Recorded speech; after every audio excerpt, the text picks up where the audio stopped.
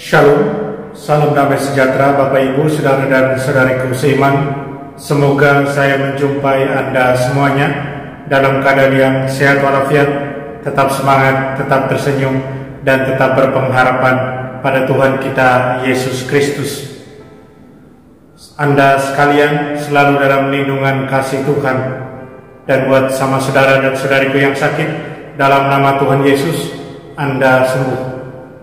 Senang kita berjumpa kembali dengan permenungan harian Embun Sabda di hari Rabu 21 Juli 2021. Mari kita siapkan hati kita, siapkan diri kita untuk mendengarkan firman Tuhan dan kemudian merenungkannya. Tuhan sertamu dan sertamu juga. Inilah Injil Yesus Kristus karangan Matius. Dimuliakanlah Tuhan. Pada suatu hari, Yesus keluar dari rumah dan duduk di tepi danau.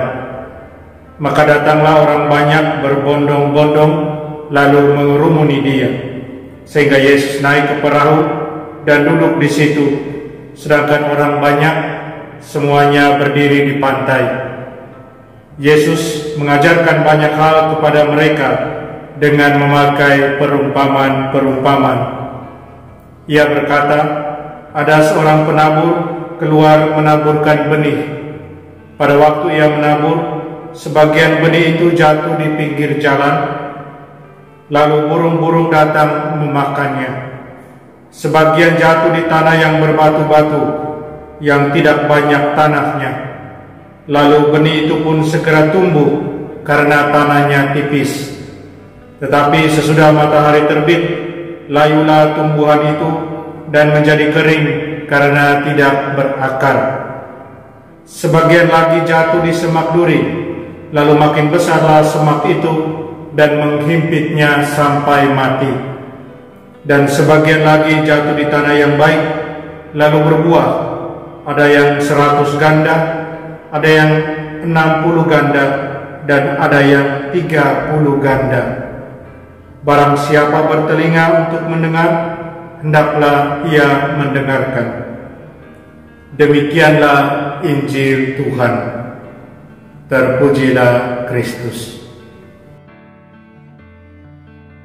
Saudara dan saudariku seiman, saya ajak Anda merenungkan.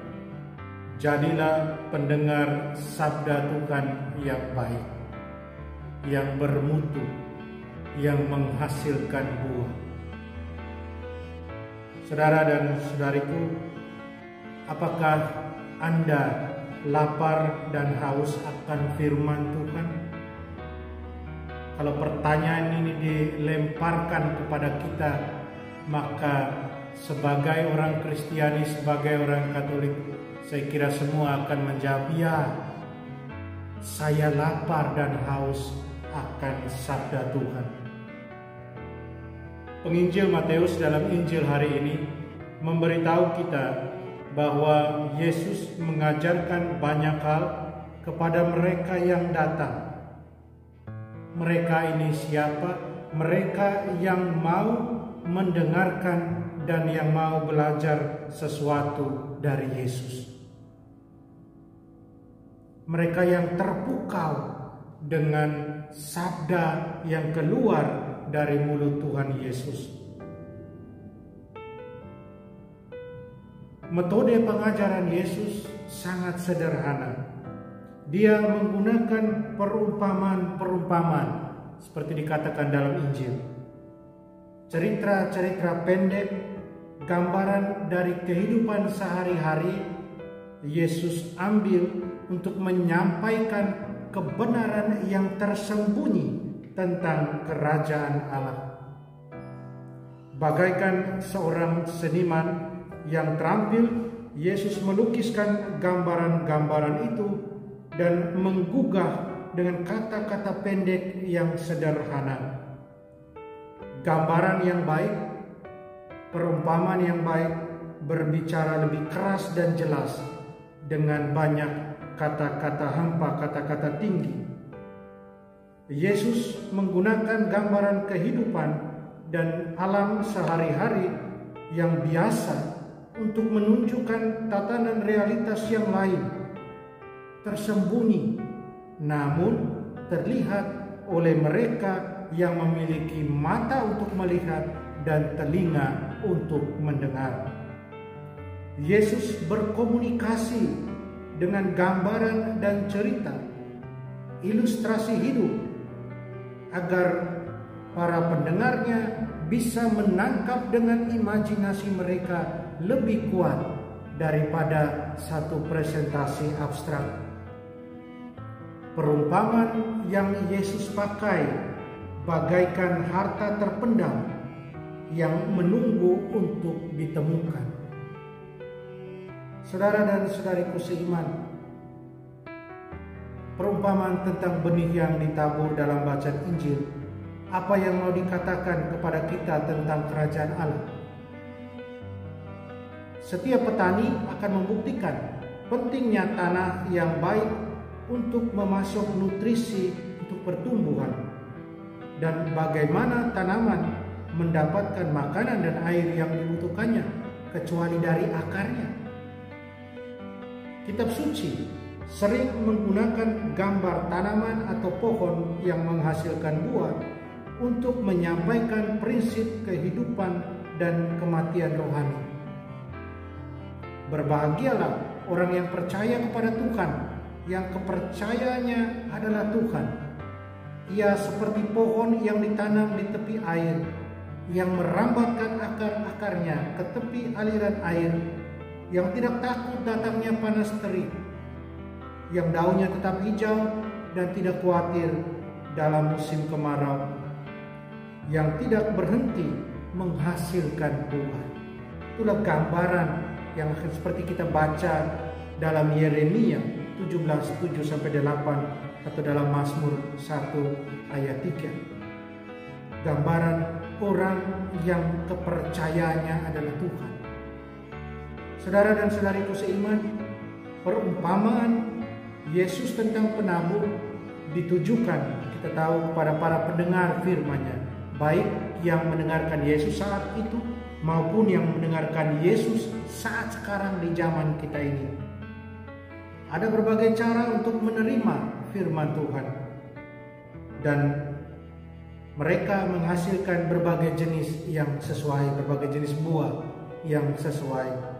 Ada pendengar yang berprasangka, pendengar yang memiliki pikiran tertutup, tidak memiliki pikiran yang terbuka, pendengar yang tidak dapat diajari dan mereka tuli terhadap apa yang tidak ingin mereka dengar.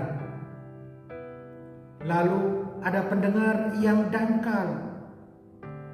Mereka gagal untuk memikirkan sesuatu.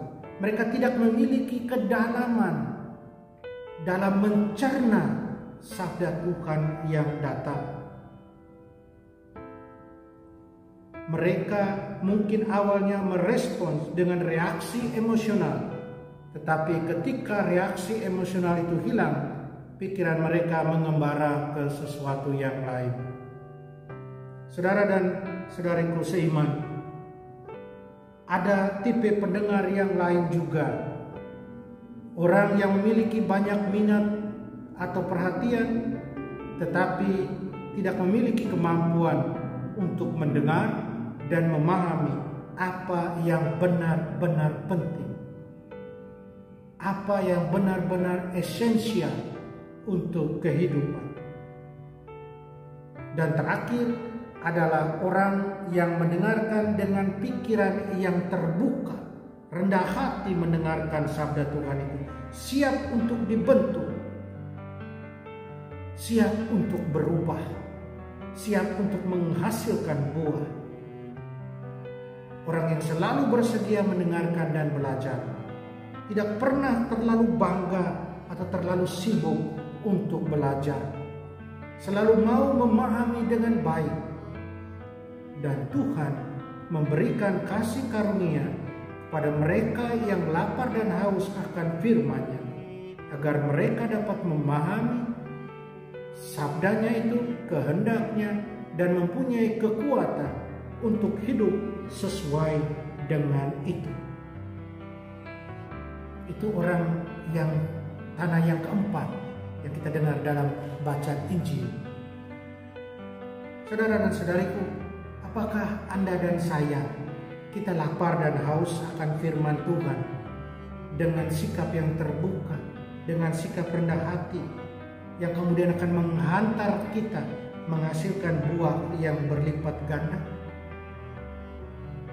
Kita renungkan hal itu dalam perjalanan kita hari ini, perjalanan hidup hari ini.